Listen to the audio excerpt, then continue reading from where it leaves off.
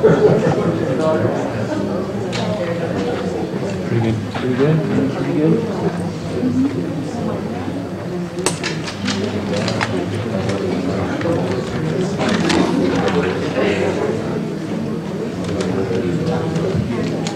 Hurry up. People coming.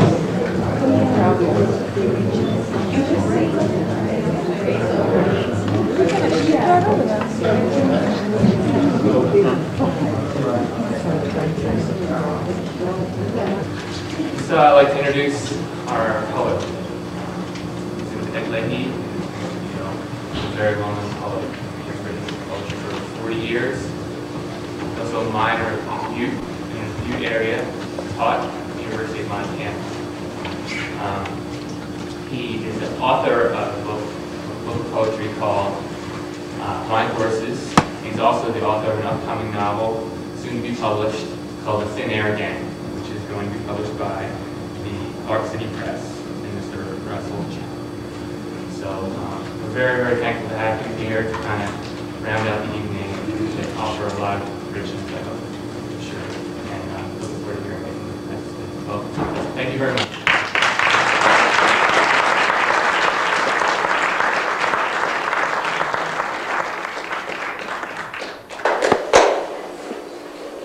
Thank you for the introduction. It's nice to be here.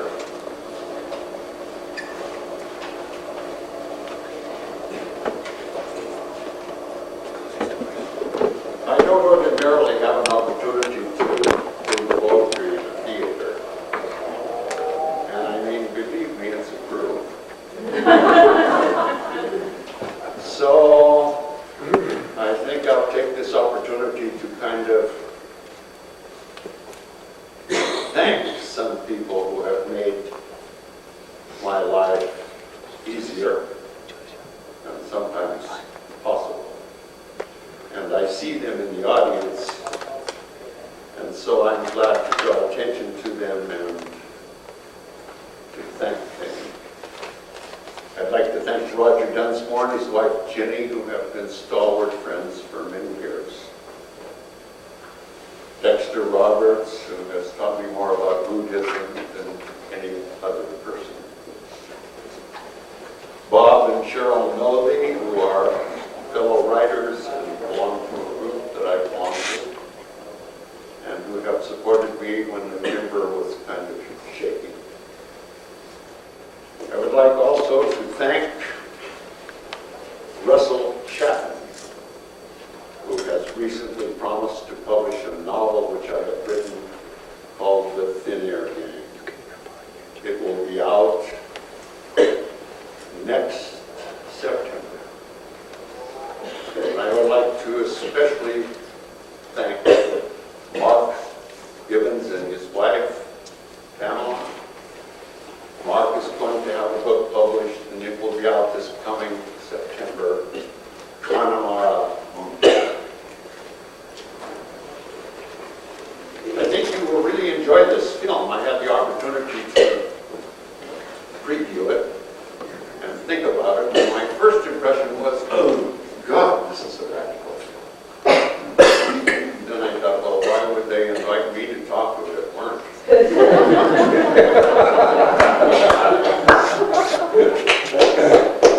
So I watched it attentively and realized what a lot of art went into the making of the film, and what a lot of conscientious people are associated with the making of the film, and also with the New Crystal group. So I want to thank them for inviting me also. Many years ago, I was living in Missoula and going to school at the University of Montana, and I was paying attention to my hometown and reading the Butte Standard and thinking about what was in the newspaper. It was a pretty good size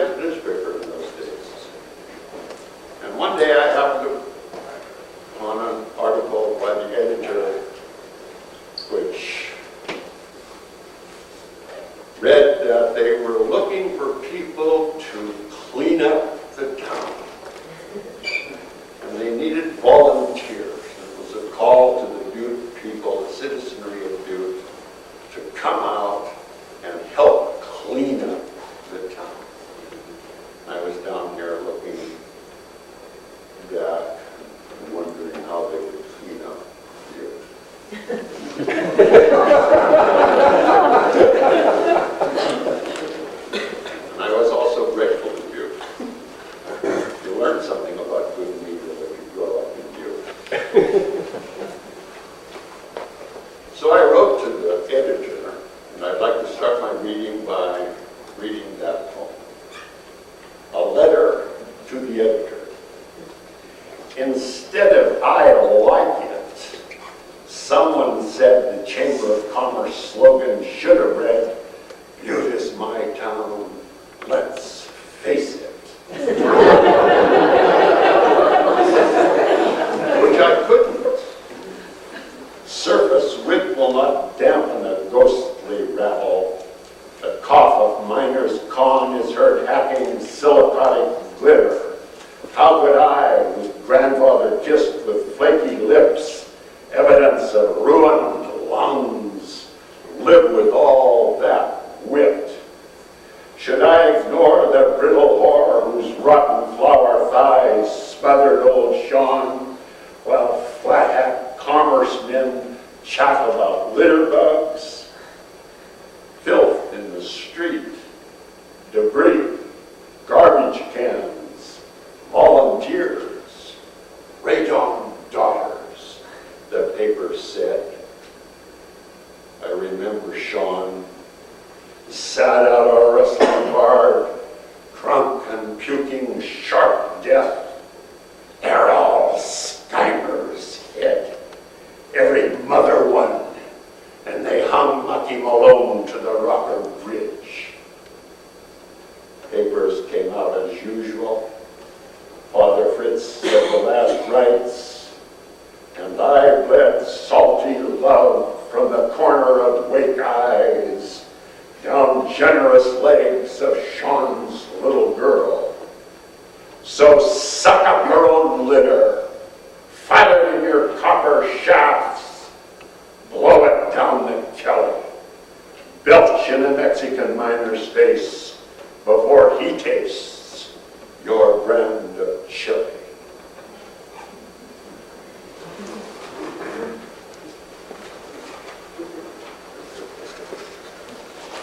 Guess what?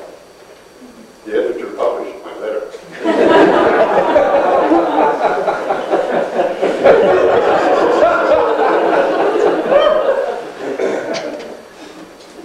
Contract miners. Underground we fought the earth together for the halibut and peacock copper. From the womb she was no tender lover. The stone-boat rocker wouldn't budge a crumb to a baker's cup or toss a meatless bone to a blind man's bitch until we made her. Compressor moan and drill chatter in her lamplit face, forced surrender from the stone. Midwife to the mine, he taught me how to spit around and slant a lifter. He grinned greenhorn at my back when I smelled fear curl through the drift and cling to shaky fingers as each to each they lit spliced fuses one by one. And then we ran down the crosscut tunnel. Soon the shudder of ground brought us back to witness birth. The mice sat in the corner of our eyes. They were wise. We watched them listen to the timber groan beneath gravid loins of working earth. With care and art, mindful of the mice, we imitated molds. We spiraled through mealy, low-grade zones to court her frigid heart, where once solution oiled and died darkly, cool. I should turn on my microphone.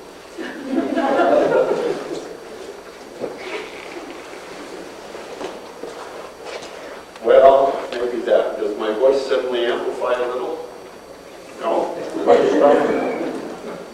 Maybe it doesn't need much amplification.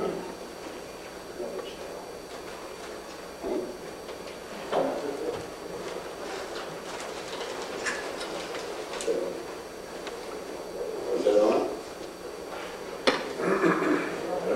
I don't know. Okay.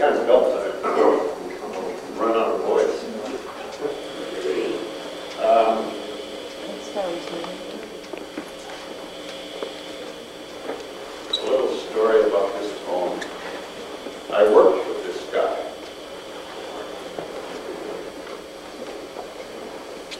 End of the story.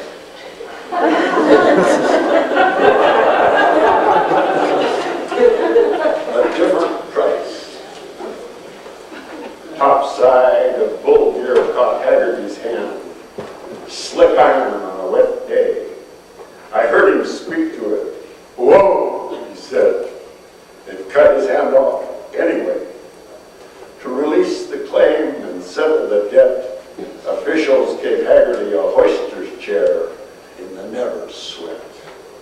Last week, his ghost hand missed a grip, dropped 6 men, 1,000 feet. The company will pay for that, I understand.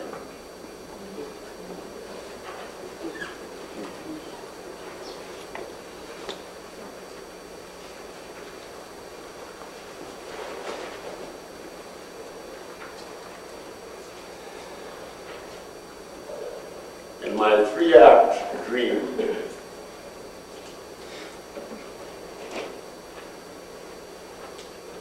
I'm underground again with Crazy Dan, the buzzy wrecker, hand hooked up to a widow maker, mind burned out by what I know of men with many mouths and bombs, rubbed slick and thin by polishing the shifter's boot, the powder whip, the heave of bleeding ruby silver from a high-grade ground runs red the turn sheet of another man's cutter.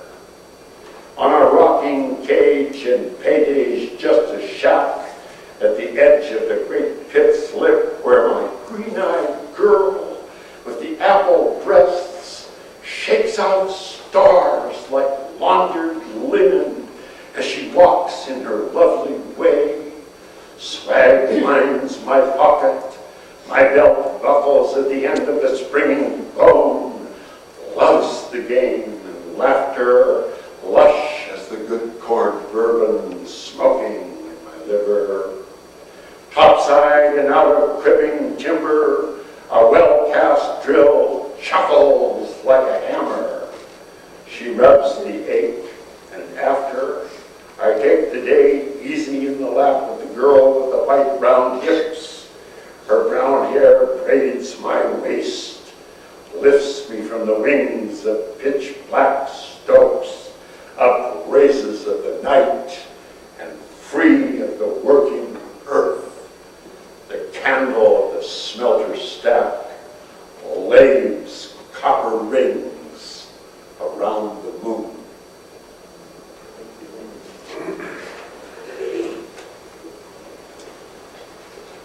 Well, that was a love moment.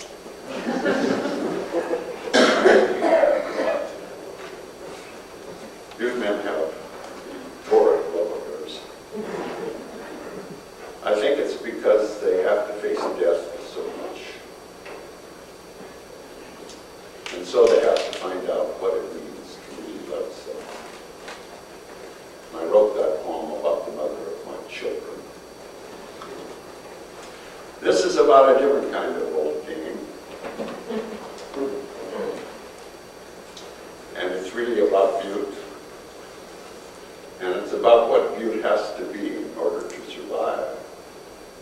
Now, I really love this film that you're going to see, and I won't keep you very long, but I like it because it's about a vision, and I think we need to hear that.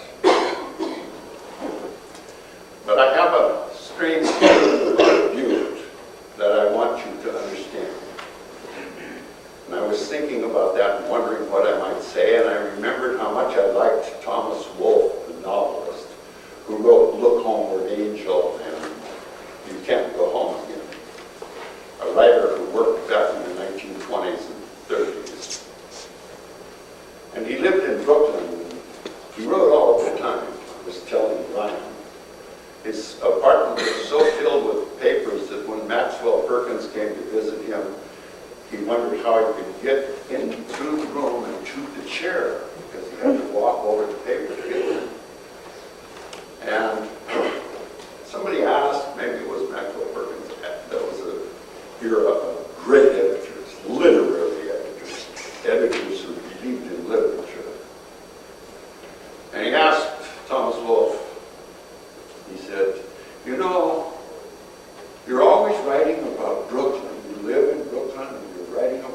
him. He said, "You must know everything there is to know about Brooklyn." And Thomas Wolfe raised his head and he said, "Nobody knows Brooklyn." And that's the way I feel about Butte. The Ballad of the Board of Trade Bar. Coal Oil Bill was a red lamp legend in a brown town.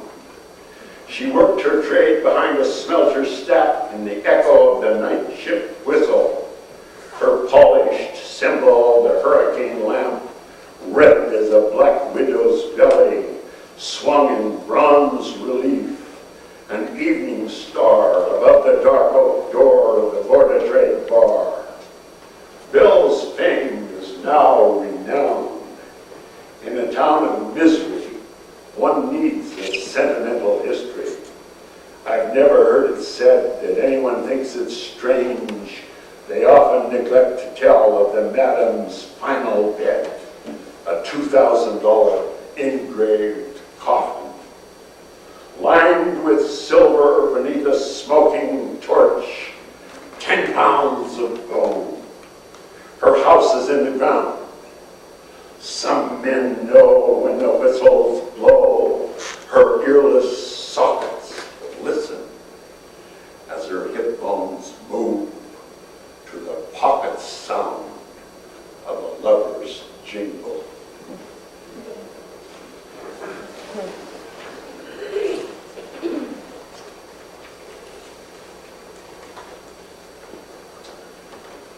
This is the only poem that I have ever written that, in a sense, is a poem about ars poetica. And people have called my attention to it and thought of it as a poem that says something about the art of poetry. Dimple Leary's Ironworks, for my father.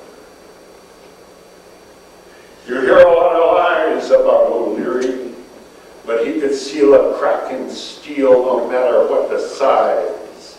His arc welder would strike white fire and a bead of blue-black rod would slide along between cherry streaks. And acrid smoke would curl away to leave clean married steel, not too frail, buttered up, but straight and strong, hard as mill-forged rail. Of course, you might say, don't use that example as a metaphor for poetry. Welding is a matter of utility. You'd be right. Still, I remember the look on his face when he'd lift his great helmet and sneak up on the finished job with his unprotected eyes. It was always between him and a piece of steel, a struggle of molecules and will. Often others would say to him, "Damn good job," or some such thing. If it was, he'd grin and look again, as if he thought a natural light would show a flaw or bridge that didn't fuse. Convinced, I guess, that in his struggle with the steel, he could seldom really win. He knew perfection could conceal the wound beneath the arc of his art. I liked him for that.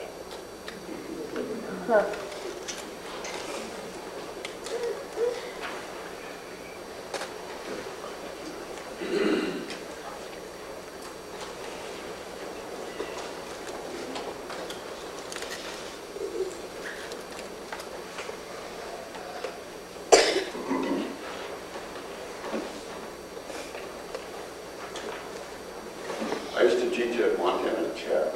I had a teaching experience that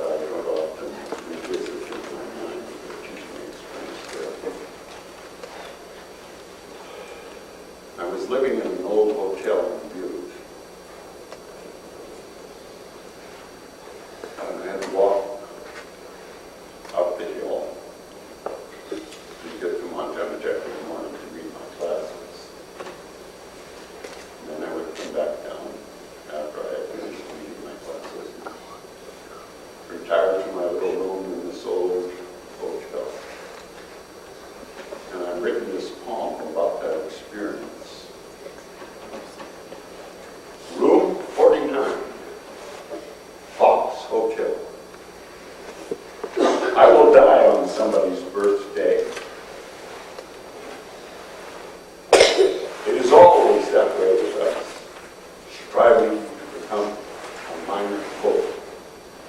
Writing a letter to someone in Canada, may it be you, probably in February, warm in my coat, Dr. Givaldo, a rose from a stranger I know I could love, a cup of coffee with ice cream, a doll floating rich as my life, North Star, French vanilla, cooling in the mug she threw by the bed, an unread letter on pink paper.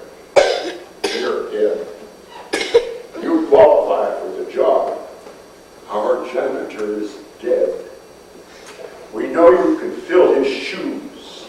The work is not hard.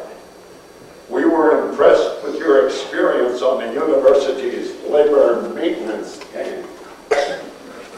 The super liked your poetry. He did not know what you meant when you wrote you believed in the mysticism of the Union. But the job is still open and pays $1,100 a month. Gracie said she could get you in. Local 306, if you get my meaning. But you must join. Hope you are feeling better. Nothing worse than a dither.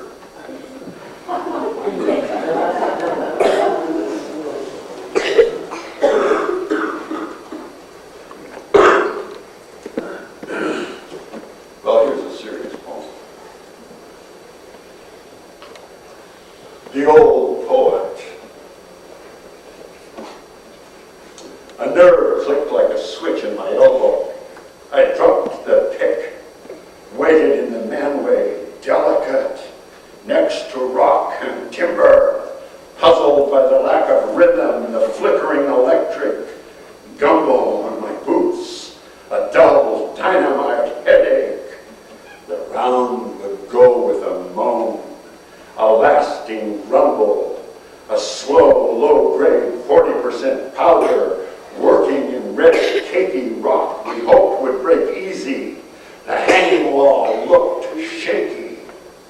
A day later, her eyes beckoned as she slipped upstairs past me, the blind miner who sipped black coffee, muttering about the price of copper and what was happening underground in Chile.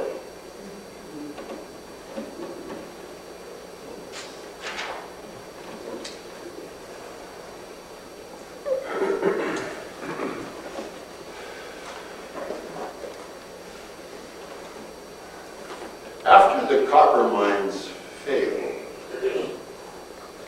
the company pulled out to write the Hill operation off of the tax loss, and city fathers spoke of sentimental history instead of evil. Local artists were commissioned to portray Western scenes on the east wall of the Miners' Bank, calculated to convey the hard rock glories of yesterday. It was thought by some avaricious history might keep us together, like the memory of a succulent summer, until the town's buildings began to burn, one by one, like candles on a cake. Stores and shops shut their doors. Houses were deserted, leaving curtainless windows to stare at tourists who stroll the streets like actors on a vacant movie set. Wives who hated hellholes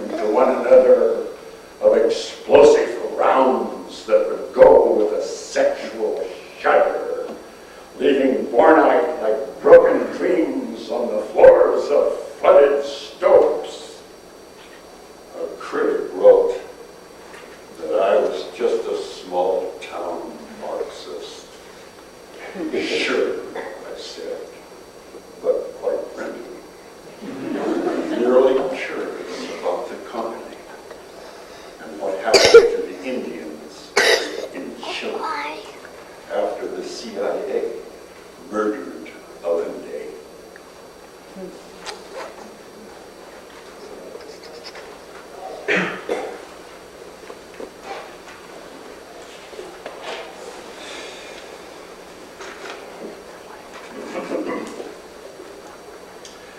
I should get to the lead poem in my book. Get this book at the university's bookstore. The lead poem is a poem I call The Flying Horses.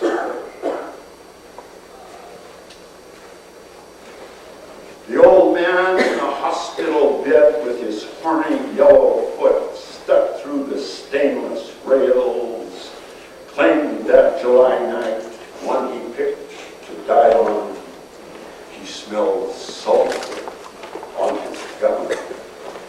When he was my age, he worked the lower levels of the Lex in a great underground corral, yoked iron tongues to wagons filled with ruby silver and peanut copper rock, flaked sweet hay to horses, chopped the worn out. Dozens of tramway horses hauled hard against whipple trees, rubbed the timbered tunnels clean, pulling down the cribbed up drifts, brass lanterns swinging, war bits in their teeth, slick with mine damp and cold to the touch. Dry stalls in the crosscut cave of that stone corral caught fire in '98. The horses, tunnel blind from lack of light, burned up in the green flame that licked the lagging block in the Lexington mine. I met his eyes, cracked white, like a drunk's who hasn't had a drink in months. He said he could hear hoofbeats ring and click against the granite footwalls. He complained of being cold. His nostrils glared